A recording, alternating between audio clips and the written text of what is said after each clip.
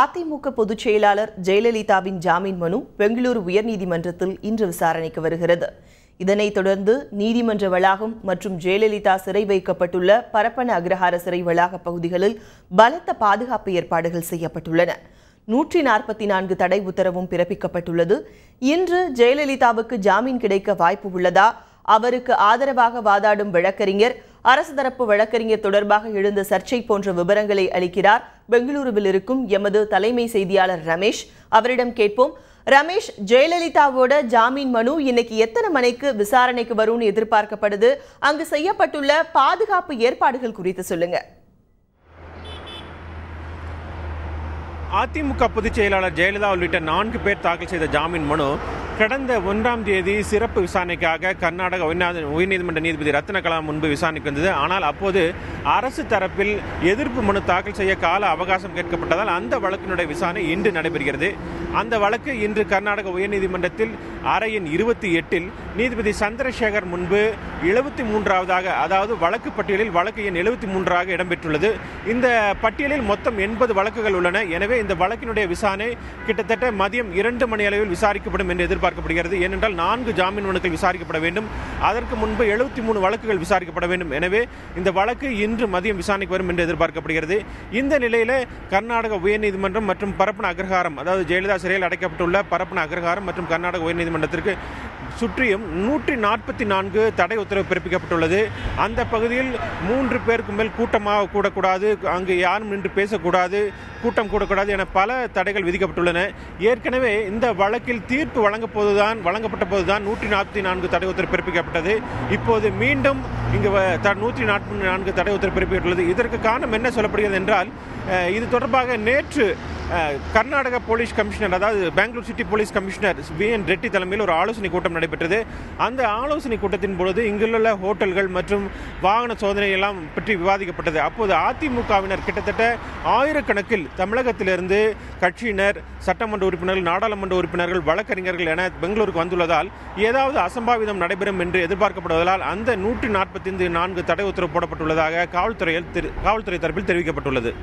ரமேஷ், ஜாமீன் மனு மீது ஜெயலலிதா தரப்புல யார் ஆஜராக போறாங்க? அரசு தரப்புல பவானி சிங் வாதாடுவதா சர்ச்சை இருந்ததே, அரசு தரப்புல அவரே ஆஜராகிறாரா?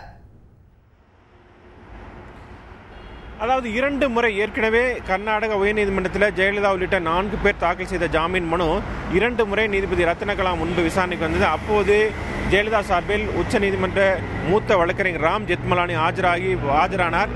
அதே போல இன்றும் அவரே ஆஜராக உள்ளார். அவருக்கு உதவியாக கர்நாடக உயர்நீதிமன்ற மூத்த வழக்கறிஞர் அமித் தேசாய் ஆஜராகிறார்.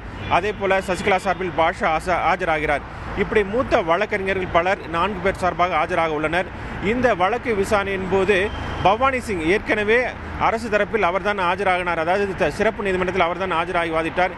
இந்த நிலையில் கடந்த முறை விசாரணைக்கு வந்தபோது எனக்கு அரசு தரப்பினான உத்தரவு வரவில்லை என்றும், எனவே தான் ஆஜராக முடியாது என்றும் தெரிவித்தார்.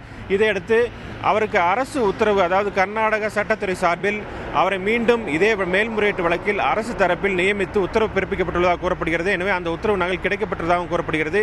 அது மட்டுமல்ல, லஞ்ச ஒழிப்புத்துறை, இந்த வழக்கை நடத்தி வரும் லஞ்ச ஒழிப்புத்துறையும் இவரைத்தான் அரசு வழக்கறிஞராக நியமித்துள்ளது என்று கூறப்பட்டுள்ளது. எனவே இரு தரப்பிலுமே இவரை அரசு வழக்கறிஞராக நியமிக்கப்பட்டுள்ளதால் பவானி சிங்கே இந்த வழக்கில் ஆஜராகி வாதிட உள்ளார்.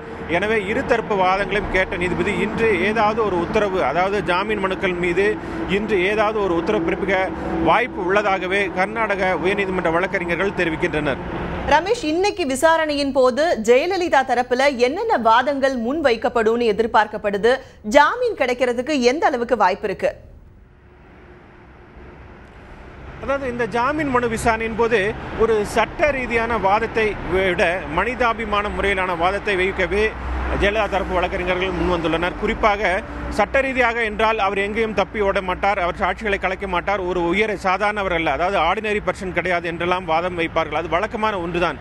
ஆனால் இந்த வழக்கை பொறுத்தளவு, இந்த ஜாமீன் வழக்கை பொறுத்தளவு ஒரு மனிதாபிமான ரீதியில் அவர் ஒரு வயதானவர், அது மட்டுமல்ல பெண், கிட்டத்தட்ட 66 வயது ஆகிறது. மேலும் அவருக்கு சர்க்கரை நோய், இரத்த கொதிப்பு நோய் உள்ளிட்ட நோய்கள் உள்ளன. தொடர்ந்து 10 நாட்கள், இன்றோடு 10 நாட்கள் சிறையில் உள்ளார். எனவே அவரை ஜாமீனில் விடுவிக்க வேண்டும். இல்லை என்றால் தமிழகத்தில் ஒரு அசாதாரண சூழ்நிலை நிலவுகிறது. அங்கு கிட்டத்தட்ட 66 பேர் தற்கொலை செய்து கொண்டுள்ளனர். மேலும் கிட்டத்தட்ட ஒரு கோடி அதிமுக தொண்டர்கள் தொடர் போராட்டத்தில் ஈடுபட்டு வருகின்றனர். எனவே அவரை ஜாமீனில் விடுவிக்க வேண்டும் என்று ஒரு மனிதாபிமான ரீதியில் தான் அவர் வாதத்தை முன்வைக்க உள்ளனர். அது மட்டுமல்ல, இதே நேரத்தில் ஏனென்றால் ஜாமீனில் விடுவிப்பது என்பது ஒரு உயர்நீதிமன்ற நீதிபதியினுடைய டிஸ்கிரிப்ஷன் பவர் என்ப விருப்புரிமை என்பார்கள். எனவே அவர் ஒரு நாளில் கூட விடலாம், 10 நாளில் கூட விடலாம், இல்லை ஒரு மாதம் கழித்து கூட விடலாம். எனவே அவர் நினைத்தால், உயர்நீதிமன்ற நீதிபதி நினைத்தால் உடனடியாக ஜாமீனில் விடுவிப்பதற்கான வாய்ப்புகள் என்று அதிகமாக உள்ளது. இத்தனை நாட்கள் தான் கழித்து தான் ஜாமீனில் விடுவிக்க வேண்டும் என்ற சட்ட விதியும் கிடையாது, எந்த சட்டமும் கிடையாது. எனவே இந்த வழக்கில் அந்த இருதரப்பு வாதங்களை கேட்க உள்ள நீதிபதி சந்திரசேகர் இது தொடர்பாக அவருடைய டிஸ்கிரிப்ஷன் பவர் விருப்புரிமையின் அடிப்படையில் உடனடியாக இன்றே கூட ஜாமீனில் விடுவிப்பதற்கான உத்தரவை பிறப்பிக்க நேரிடும். பரப்பன அக்ரஹாரத்தின் தற்போதைய நிலை, அதிமுக பொதுச் செயலாளர் ஜாமீன் மனு மீதான விசாரணை பற்றி உங்களோட விரிவான தகவலுக்கு நன்றி ரமேஷ்.